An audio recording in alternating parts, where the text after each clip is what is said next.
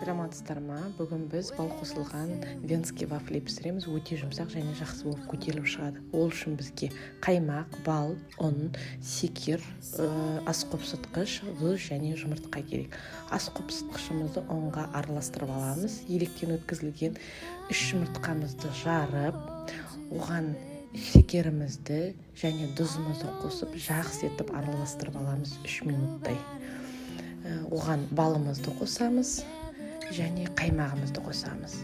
Сосын жақсылап миксерлеп, ұнды қосқан кезде мен миксерсіз жинекпен былғаймын, себебі банағы араластырып алған жұмыртқаны жақсы көтеріледі, соны басып тастамау үшін жақсы етіп ұнды 2 бөліп веникпен араластырып аламыз. Құймалжымды мен көрсетілгендей болу керек. Қызып тұрған вафлицаға вафлиімізді құйып, жақсы етіп пісіріп аламыз.